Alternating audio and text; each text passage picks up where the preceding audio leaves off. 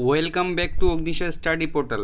আজকের ক্লাসে আমি রসায়ন বিজ্ঞান বিষয়ের ডাল্টনের পরমাণুবাদ সংক্রান্ত গুরুত্বপূর্ণ প্রশ্ন উত্তর নিয়ে আলোচনা করব। ক্লাসটি খুবই গুরুত্বপূর্ণ হতে চলেছে। যে কোনো চাকরির পরীক্ষায় ডাল্টনের পরমাণুবাদ থেকে কিন্তু প্রশ্ন জিজ্ঞাসা করাই হয়ে থাকে, তাই স্কিপ না করে সম্পূর্ণ ক্লাসটি দেখুন। তবে দেরি কিসে, শুরু করা যাক। ডাল্টনের পরমাণুবাদ, ডাল্টনস অ্যাটমিক থিওরি। পদার্থ মানেই অতি ক্ষুদ্র কণার সমন্বয়ে গঠিত। ডাল্টনের এই তত্ত্ববিজ্ঞান জগতে পরমাণুবাদ নামে খ্যাত। তাহলে পদার্থ মানেই কিন্তু অতি ক্ষুদ্র কণার সমন্বয়ে গঠিত।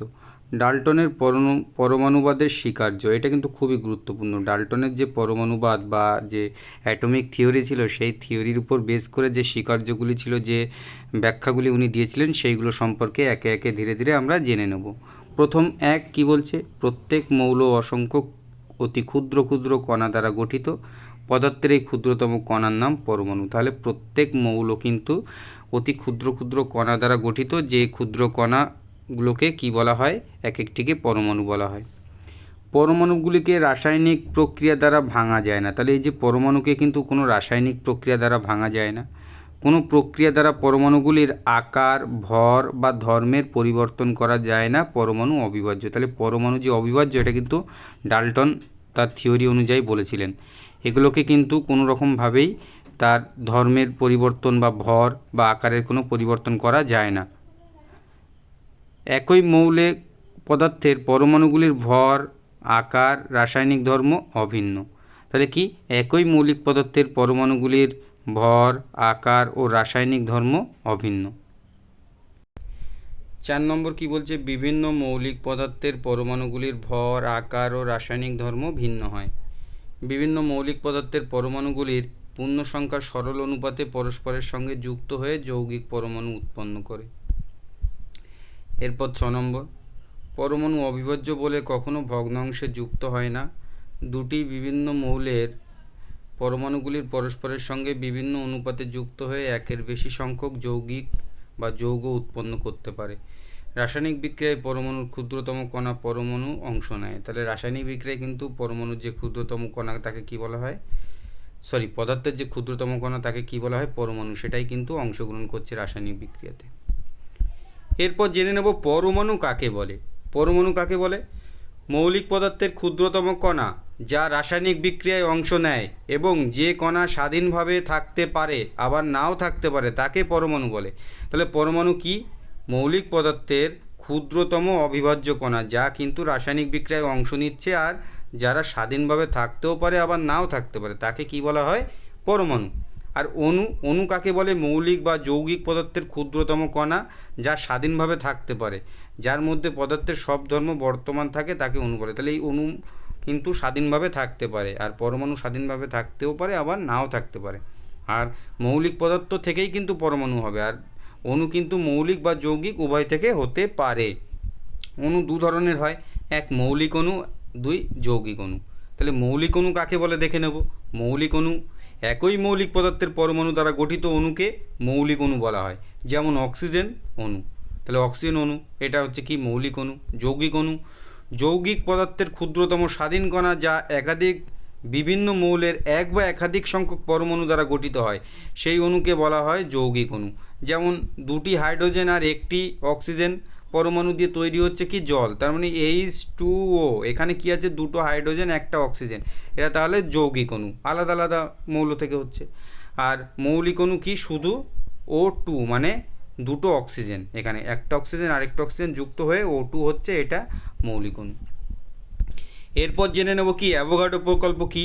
অ্যাভোগাড্রো প্রকল্প বা অ্যাভোগাড্রোস হাইপোথেসিস, একই চাপ ও উষ্ণতায় সম আয়তনের সব গ্যাসের মধ্যে সমান সংখ্যক অণু বর্তমান থাকে, এটা কিন্তু অ্যাভোগাড্রো বলেছিলেন। এটা মনে রাখা জরুরি যে অ্যাভোগাড্রো প্রকল্প বলে না যে বিভিন্ন গ্যাসের অণুগুলি সব একই আয়তনের হয়, বরং বলা হয় যে বিভিন্ন গ্যাসের যে যে আয়তনের মধ্যে সমান সংখ্যক অণু থাকে সেই আয়তন সমান হয়। তাহলে বিভিন্ন গ্যাসের যে যে আয়তনের মধ্যে সমান সংখ্যক অণু থাকে সেই আয়তন সমান হয়। বিভিন্ন গ্যাসের অণুগুলির আয়তন কিন্তু বিভিন্ন হয়, এটা কিন্তু অ্যাভোগাড্রো সূত্র অনুযায়ী বা প্রকল্প অনুযায়ী প্রমাণ। এরপর কি, অ্যাভোগাড্রো প্রকল্পের অনুসিদ্ধান্ত, নিষ্ক্রিয় গ্যাস ছাড়া কোনো মৌলিক গ্যাসগুলির পারমাণবিকতা নির্ণয়। তাহলে কি এই অ্যাভোগাড্রো প্রকল্প থেকেই কিন্তু নিষ্ক্রিয় গ্যাস ছাড়া অন্যান্য যে মৌলিক গ্যাস ছিল তাদের পারমাণবিকতা নির্ণয় করা সম্ভব হয়েছিল। কোনো গ্যাসের আণবিক গুরুত্ব সেই গ্যাসটির আপেক্ষিক ঘনত্ব বা বাষ্প ঘনত্বের দ্বিগুণ। তাহলে কোনো গ্যাসের যে আণবিক গুরুত্ব সেটা কিন্তু তার আপেক্ষিক ঘনত্ব বা বাষ্প ঘনত্বের কিন্তু দ্বিগুণ। যদি আণবিক গুরুত্ব এম হয় আর বাষ্প ঘনত্ব যদি বা আপেক্ষিক ঘনত্ব ডি হয় তাহলে এম সমান সমান 2D। এটা কিন্তু একটা প্রমাণ আছে, পরে জেনে নেব অ্যাভোগাড্রোর সূত্র থেকে পাওয়া যায় এটা। পারমাণবিকতা কি? মৌলিক পদার্থের একটি অণু যতগুলি পরমাণু দ্বারা গঠিত সেই সংখ্যাকে ওই মৌলের পারমাণবিকতা বলা হয়। তাহলে মৌলিক পদার্থের একটি অণু যতগুলি পরমাণু দ্বারা গঠিত সেই সংখ্যাকে ওই পদার্থের বা ওই মৌলের পারমাণবিকতা বলে। আর গ্যাসের প্রমাণ ঘনত্ব কি? প্রমাণ চাপ ও উষ্ণতায় 1 লিটার গ্যাসের গ্রামে প্রকাশিত ভরকে গ্যাসের প্রমাণ ঘনত্ব বলে। উদাহরণ কি? অক্সিজেনের ঘনত্ব 1.43 গ্রাম পার লিটার, অর্থাৎ এসটিপি মানে স্ট্যান্ডার্ড টেম্পারেচার অ্যান্ড প্রেশার। সেখানে কি 1 লিটার অক্সিজেনের ভর 1.43 গ্রাম। এরপর গ্যাসের বাষ্প ঘনত্ব বা আপেক্ষিক ঘনত্ব। একই চাপ ও উষ্ণতায় কোনো গ্যাসের ভর সম আয়তনের হাইড্রোজেন গ্যাসের ভরের চেয়ে যত গুণ ভারী সেই সংখ্যাকে ওই গ্যাসের বাষ্প ঘনত্ব বা আপেক্ষিক ঘনত্ব বলে। প্রমাণ ঘনত্ব ও আপেক্ষিক ঘনত্বের মধ্যে সম্পর্ক। এসটিপিতে গ্যাসের বাষ্প ঘনত্ব গুণ 0.089, এটা গুণ করলে কি পাওয়া যাবে? গ্যাসের প্রমাণ ঘনত্ব। তাহলে গ্যাসের বাষ্প ঘনত্বের সঙ্গে 0.089 গুণ করলে গ্যাসের প্রমাণ ঘনত্ব পাওয়া যাবে। এরপর গ্যাসের আপেক্ষিক ঘনত্ব বা বাষ্প ঘনত্ব এবং আণবিক ভরের সম্পর্ক। তাহলে 2 গুণ গ্যাসের বাষ্প ঘনত্ব যদি ডি হয় তাহলে গ্যাসের আণবিক ভর এম, অর্থাৎ কোনো গ্যাসের আণবিক ভর ও বাষ্প ঘনত্বের দ্বিগুণ, সুতরাং এম ইজিক্যাল টু 2D। এরপর অ্যাভোগাড্রো সংখ্যা। মৌলিক বা যৌগিক যে কোনো পদার্থের 1 গ্রাম মোল পরিমাণের মধ্যে সমান সংখ্যক অণু বর্তমান থাকে এই সংখ্যাকে অ্যাভোগাড্রো সংখ্যা বলে। অ্যাভোগাড্রো সংখ্যা n সমান সমান 6.023 × 10⁻23। বিজ্ঞানী মিলিকান পরীক্ষার সাহায্যে দেখান এই সংখ্যা নির্ণয় করে। কে দেখিয়েছিল? বিজ্ঞানী মিলিকান পরীক্ষার মাধ্যমে। এরপর গ্রাম পরমাণু কি? গ্রাম পরমাণু পারমাণবিক ভর এককে কোনো মৌলের 6.023 × 10⁻23 সংখ্যক পরমাণুর ভর যত গ্রাম সেই সংখ্যাটি হলো গ্রাম পরমাণু। আর গ্রাম অণু পারমাণবিক ভর এককে মৌল বা অথবা যৌগের 6.023 × 10⁻23 সংখ্যক অণুর ভরই হলো ওই মৌলের বা যৌগের গ্রাম অণু। তাহলে গ্রাম অণু আর গ্রাম পরমাণু বোঝা গেল। এরপর পারমাণবিক গুরুত্ব কি? পারমাণবিক গুরুত্ব কোনো মৌলের 6.023 × 10⁻23 সংখ্যক পরমাণুর ভর যত গ্রাম সেই গ্রাম সংখ্যাটি হলো ওই মৌলের পারমাণবিক গুরুত্ব। আণবিক গুরুত্ব কি? কোনো মৌলের বা যৌগের 6.023 × 10⁻23 সংখ্যক অণুর ভর যত গ্রাম সেই গ্রাম সংখ্যাকেই ওই মৌলের বা যৌগের আণবিক গুরুত্ব বলা হয়। তাহলে সব কিছু কিন্তু এই 6.023 × 10⁻23 অণুর ভরের সঙ্গে সম্পর্কযুক্ত। পারমাণবিক গুরুত্বই বলা হোক বা গ্রাম অণু বলা হোক বা গ্রাম পরমাণু বলা হোক বা আণবিক গুরুত্ব বলা হোক। এরপর পারমাণবিক ভর কি?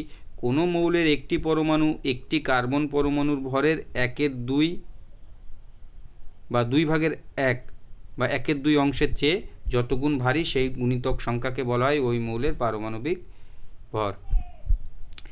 এরপর পারমাণবিক ভর একক। কোনো মৌলের একটি পরমাণুর প্রকৃত ভরকে যে একক দ্বারা প্রকাশ করা হয় সেই একককে পারমাণবিক ভর একক বলে বা atomic mass unit or AMU।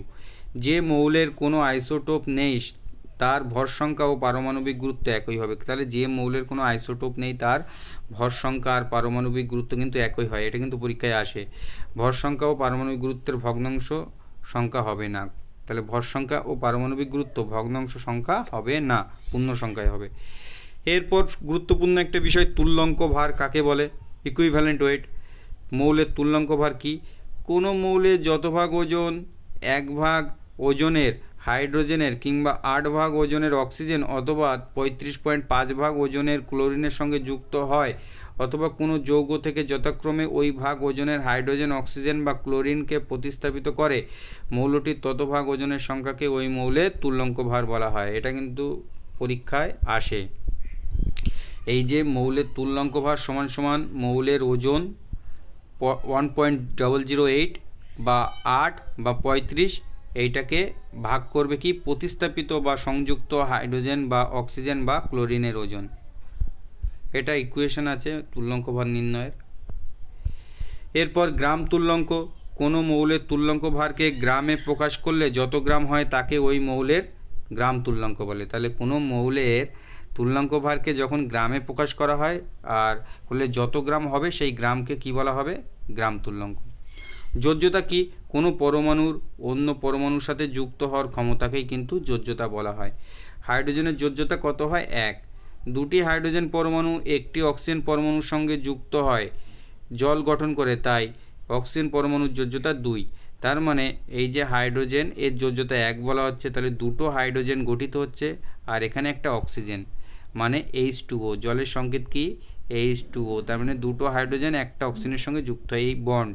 তার মানে এ একটা প্লাস ইলেকট্রন দিয়েছে, এও একটা প্লাস দিয়েছে, আর এ একটা মাইনাস একটা মাইনাস, তাহলে এর ক্ষমতা কত হচ্ছে, দুটো প্লাস গ্রহণের ক্ষমতা হচ্ছে, তাহলে এর যোজ্যতা 2। আর এ কিন্তু একটা একটা করে দিয়েছে, তার মানে এর ক্ষমতা 1। তাহলে এক্ষেত্রে অক্সিজেনের যোজ্যতা 2 আর হাইড্রোজেনের যোজ্যতা 1। দুটো হাইড্রোজেন মিলে একটা অক্সিজেনের সঙ্গে বন্ধনে যুক্ত হচ্ছে। এগুলো পরবর্তী ক্লাসে ধীরে ধীরে আমি আরও ডিটেলসে যখন পড়াবো তখন জানতে পারবে। যোজ্যতা সংক্রান্ত বিষয় নিয়ে আরও বড় ক্লাস নেওয়া হবে, সেই সময় আরও ডিটেলসে জানিয়ে দেওয়া হবে। এরপর কি, তুল্যাঙ্ক ভার ও পারমাণবিক গুরুত্বের মধ্যে সম্পর্ক কি, তুল্যাঙ্ক ভার সমান সমান পারমাণবিক গুরুত্ব বাই যোজ্যতা। তাহলে পারমাণবিক গুরুত্বকে যোজ্যতা দিয়ে ভাগ করলে তুল্যাঙ্ক ভার পাওয়া যায়। এই সমীকরণ থেকে বলা যায় কি, মৌলের তুল্যাঙ্ক ভার কখনোই শূন্য হতে পারে না, কোনো মৌলের তুল্যাঙ্ক ভার কখনোই ওর পারমাণবিক গুরুত্বের চেয়ে বেশি হতে পারে না। এটা কিন্তু এই সূত্র থেকে বলা যাচ্ছে। এরপর স্থিরানুপাত সূত্র, 1797 খ্রিস্টাব্দে বিজ্ঞানী প্রাউস্ট এই সূত্রের প্রস্তাব দেন। কোনো নির্দিষ্ট যৌগকে যে কোনোভাবেই প্রস্তুত করা হোক না কেন, যৌগটির মধ্যে সর্বদা একই রকমের মৌল বর্তমান থাকে এবং সেই যৌগ উপাদান মৌলগুলির ওজনের অনুপাত সর্বদা স্থির থাকে। এটা ছিল কিন্তু স্থিরানুপাত সূত্র, কার, প্রাউস্ট দিয়েছিলেন। এরপর মিথানুপাত সূত্র কি, মিথানুপাত সূত্র কার, এগুলো তো সূত্র সম্পর্কে ডিটেলসে আসে না, কে এই সূত্রের প্রস্তাব দেন বা এই সূত্রের উদ্যোক্তা কে বা কে এই সূত্র বানিয়েছিলেন সেই সম্পর্কিত কিন্তু আসে।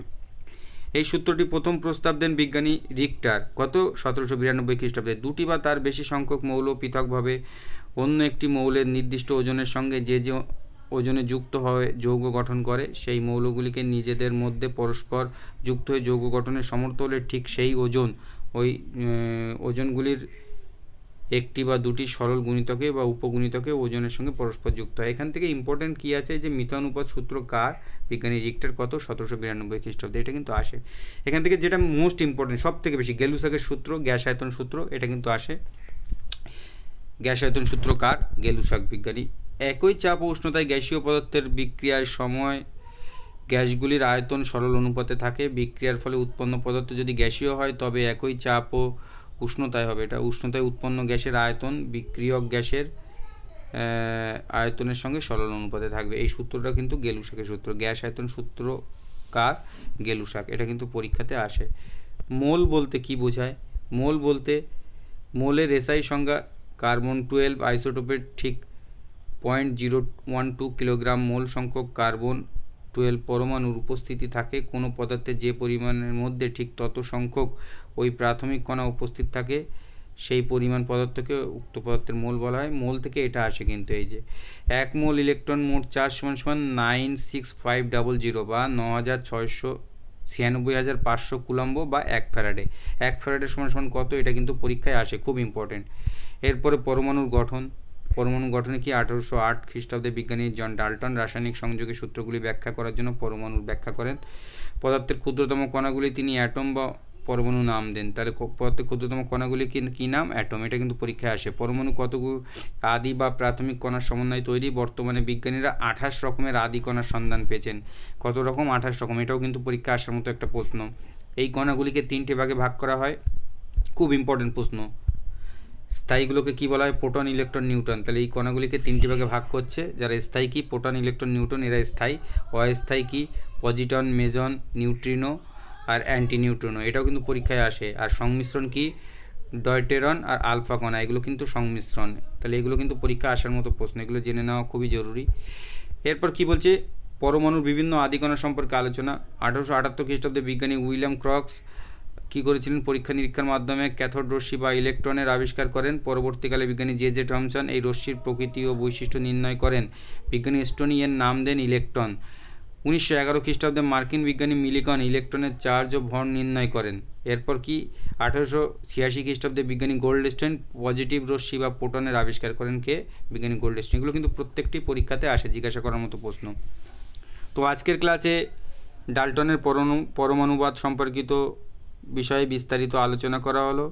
এখানে বিভিন্ন বিষয়ে আলোচনা করা হয়েছে। এখানে যেটুকু গুরুত্বপূর্ণ বিষয় সেটুকু ভিডিওর মাধ্যমে জানিয়ে দেওয়া হয়েছে, সবটুকু পড়ার প্রয়োজন নেই।